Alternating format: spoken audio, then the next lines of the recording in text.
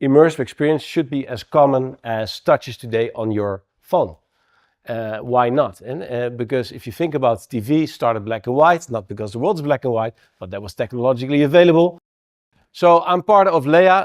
Leia is an American company, acquired a Dutch company. That's why Dutch guy is talking to you. What we basically do is we're selling a combination of hardware, software, and AI, and we embed it, and we call it an Immersity Platform. You see in the middle, these are displays where we put an optical stack, combined with the software, combined with AI, we can make any display into an immersive display, which is interesting for three groups. It's for the big tech, very interesting because AI is continuing in promising, it becomes spatial. We're moving from today from LLM models to agentic AI. The next part is actually AI that uses your real world. So if you have displays and devices that are using stereo, that are using feeds, you can actually develop even more and more applications as well. We're interested for the OEMs. We're selling to OEMs. We're not selling to you, but to OEMs. So Samsung, Acer, Barco are some of our customers. But I'm here to talk to you because users in the end, that's what matters. Who is using you and why are they using you? So this is a bit hard because everyone, yeah.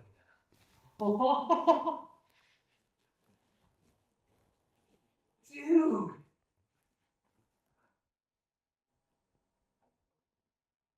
How is it doing it? So it's very hard to explain what it does, but this is the best video so far I have of a guy called Dave 2D who was testing at this time an Asus device with us, which unfortunately didn't make the market because the leadership changed, but the device is very good. And it's a part of the stuff that we've developed. So Leia exists since 2014 and there are multiple devices already on the market. So some of you already seen today with Samsung, Barco is here, there are multiple. But what we're actually doing is we are rebranding. I'm a marketing guy. We're moving a bit away from the 3D display, but I like to talk about immersive experiences because in the end, that's what matters. It's about the immersive part. So what we call immersity on any device. We do that with a platform and we think that all these immersive experiences should be as common as touch is today on your phone. Why not? And because if you think about TV, started black and white, not because the world's black and white, but that was technologically available. It moved to color. Why? Because it's available. And now you see there's a transition, which I'm going to talk about, which actually can add the depth back to it. So if you do that, everything can be immersive. And we try to make all devices immersive. So oh, thank you very much, Alex. I thought I killed Teams, but apparently not. We can go from a tablet, phone, laptop, monitor, any device. And that's kind of important for adoption. Because although I very much like to talk about Thomas, what he's Ray-Ban, I'm not going to wear a Ray-Ban. I'm not going to wear glasses. I don't need glasses, so why would I wear them? Unless there's very much sun. But I could use both if I need to, but it's about availability. So we're trying to we're changing the device, not the consumer, to increase the adoption. And that's important because we do see the trend that where today a lot is about interaction. There are different ways to interact. We believe the future will be very much more dominant immersive. Why not? Because it's actually capable. And the thing is, I was showing to some of you guys a simple conversion of YouTube, a sports game, and we converted to something immersive. And the response like, why would I actually go back to seeing it like compressed? I don't know either. I don't know why you would. But it's where the future is going to, supported of course by all the NVIDIAs of this world and all the GPU acceleration of it. But it's coming, and AGI and artificial general intelligence will be a part of our day-to-day. So this is where we believe in, and this is where we're working. So why are we then suited? Well, if you think about immersive and ease of use, you want to find both sweet spot. I would argue VR displays today are the most immersive you can find because I can be in a virtual different room and everything around me is different. There's a downside to it and there's a plus to it. I don't like somebody with an Apple Vision Pro across me in the subway. Is that guy taping me, even with a Ray-Ban? I don't know. Is he taping me? Is he checking me out? I have no idea. So there can be some awkwardness. So you're not going to use it there, but from a use case, I need to become a doctor, I want to be in an operating room, or I am a pilot, or what have you. You can be virtually doing training, and it's perfect. The smartphone, everybody has one in his pocket today. Sorry, I'll try to keep the mic a bit the same. So everybody has a pocket, has a smartphone. It's very easy to take a picture. It's quick. But how can you find that sweet spot? So we believe that we are operating in that sweet spot, and the glasses are a bit in between. because we don't try to change you, what you do in day-to-day. So if you day-to-day are sitting behind a screen, we can upgrade that screen and add actually Immersity to it, so you unlock more use case with it, instead of you to change your complete way of working. So what do we then offer? It's the Immersity Platform. If I make it very simple, I say it's spatial AI software, and it's a part of hardware, switchable hardware. And the switchable hardware is also important, I'll get back to it, but any of our displays can be used normally and can be used immersively. We can display content or project something holographically. So let's break down what's in the spatial AI.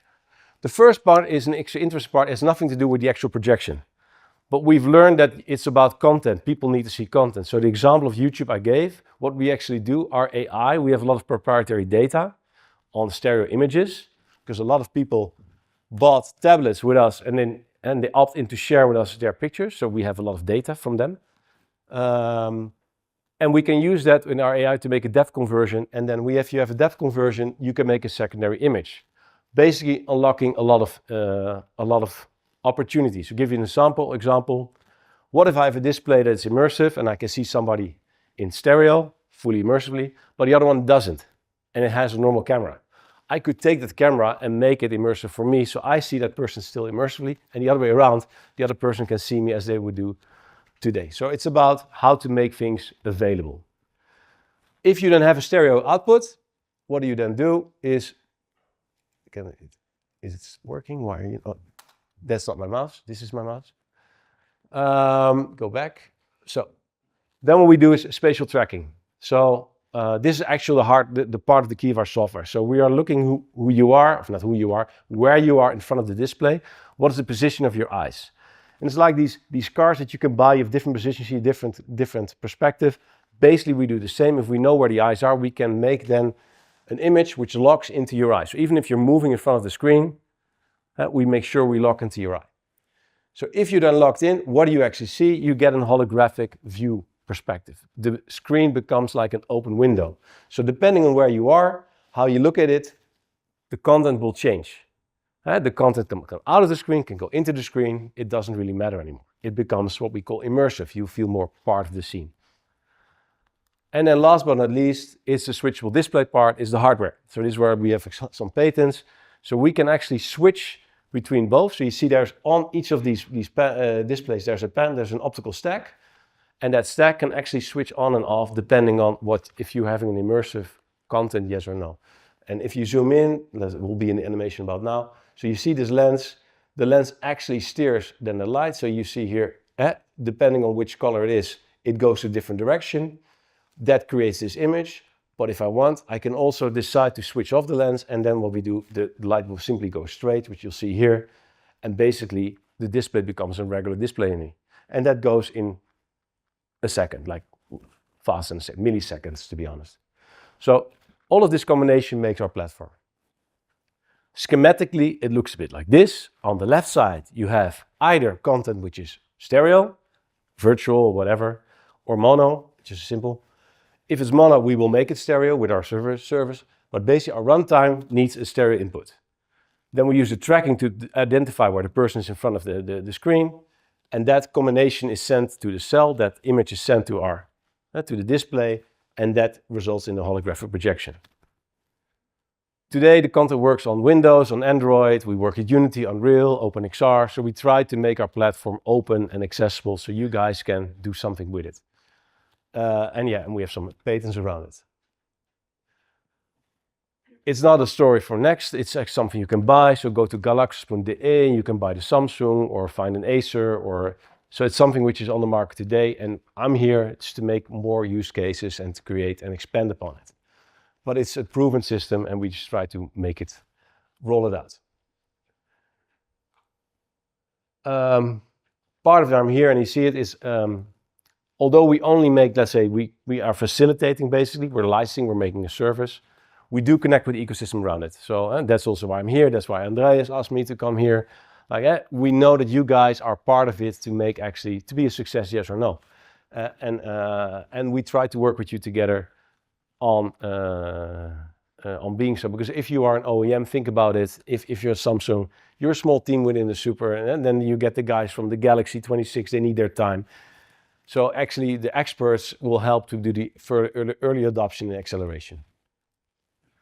So what are the use cases? I'm not going to go to all of them, but I made a video where you see some of them, but we have use cases across. I think you need to ask me, can I use it for this? I most of the times will say, yes, you can.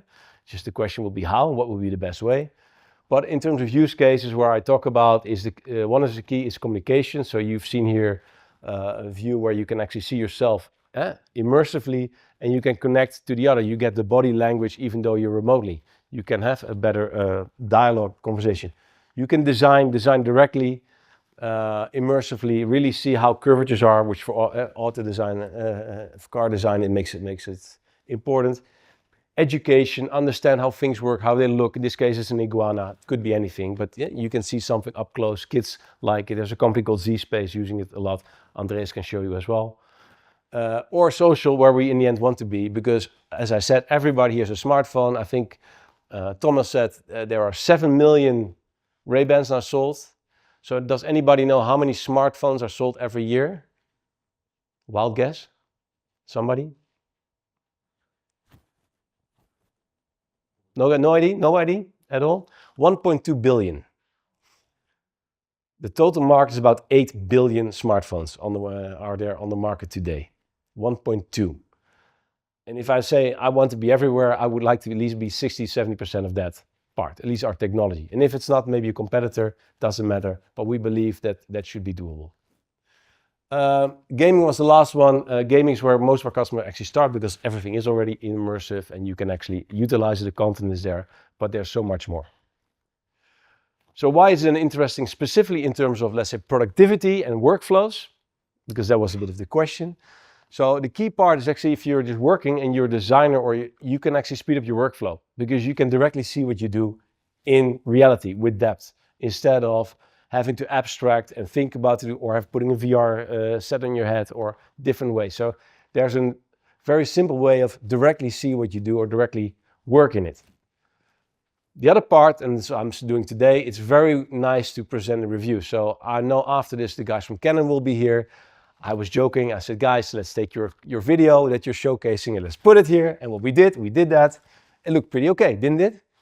So, but it's not about our system. It's about how can you make things very easily accessible. And to present it to review, a system like this works pretty well because you're still in contact with that person. I didn't lose that person. I can see his or her reaction and still give them that experience. It's a single view, so I will not have the same experience, but I don't need to be because I'm presenting. I know exactly what you're going to see. Think about home design, think about medical, that's another one. A lot of these things are actually there. And the last part is a bit more medical, so it's discussing and share understanding. So sometimes if you're an expert, so if let's say I'm a designer and my boss is a designer, I'm showing him my new design, we're both experts in the field, we know exactly what we're doing, and I would present a review. But sometimes the other person doesn't know. So think about doctor to, this is what I like about Barco case, doctor to patient. Patient has no idea how actually CT scan is built and how to make that visualization different. You can have a very nice demo if you want. I can even show it to you, but to showcase what the difference is between the 3D perspective or really a virtual, let's say, leg or arm or whatever, you floating in front of you and really understanding how things work. Because then you're sharing information directly, where the other one doesn't have all the knowledge. So these are elements which we believe are quite beneficial for this system. So how does it then work? How can you use it? Well, it's always a display. In this case, I've chosen monitors, but the same is for a tablet or a phone. But you can either go full display, you can do something native and make it on it, use it, or you switch screens. So you're working from one screen and then you pull it forward. We can project on the second screen. I think the Barco setup is like this, which is pretty nice. A nice example at the VR stand, VR Logic stand. So one area you're actually driving it, and the other one you're projecting it, or you can do it on one screen as well. For us, we don't care. To make that a bit of an example, how that looks like or what it be, this is us some time ago with ShapeLab, Leopold. This is a designer tool, so like ZBrush. And what they did, they actually made a full integration. So the controls are actually floating in the plane. And the designer can directly create and sculpt and edit in real time in on the screen. So this is like working directly, which is faster than doing many other things. Then we have here a viewport example. So this is the Deuce. He's an artist using Blender. He uses a Wacom tablet and he draws on his tablet. He has here a setup where he takes a laptop, which has an Immersity Platform on it. He uses his Wacom tablet attached to the laptop as a second screen. He draws on the tablet and sees directly on the screen on the laptop. Is he in the right field, on the right layer? Does he create the right illusion? If you want to see his design, come see me after. I can show you. It's really beautiful, especially immersively. On Blender, it's okay, but immersively, it's astonishing. Then other examples. This is me at CES. Sorry for that, and Greg. What we try to do is make our system as easy as possible. Sometimes there is no integration. So the first on the left, which I'm going to play, as you see there, is DaVinci Resolve. It's pushing out a stereo image, in this case avatar. And what we basically say to our software, hey, look, there's a stereo image incoming. Can you please take it and put it immersively on that same display? So instead of a stereo view, you see, I'm seeing it immersively in real time. So there is no direct link between DaVinci and the Immersity Platform, but it's just handing over the data. I cannot work in immersively, but I can see directly what I do. The other one is that example of the Deuce in Blender, and I'm just showcasing here that you can be on one screen. On the left side, I have Blender, it's running there. On the right side, this is a 32-inch 8K screen. I didn't bring it with me, but it's the same principle. I can see in one go, I can see what I do and how it actually works. Then Barco, for the ones who haven't seen, so the Barco that's on the third one, this is a full integration. So they still played around, but the left side looks 2D, but the whole thing is used. It's one application. But on the right side, you see the CT scan, which is actually portrayed immersively. So you can explain, hey, there's something here. This is the area. We need to do this, dear ma'am or sir, what have you. And you can really see that directly. So it's another way.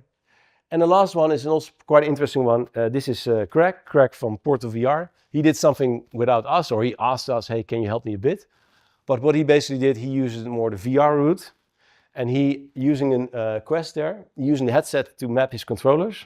So he knows where the controllers are. But that's the only thing that the headset does. Everything else is just put on the screen. So basically what he did, he unlocked all 6,000 VR games on our device by doing that. But beyond games, you can do so much more.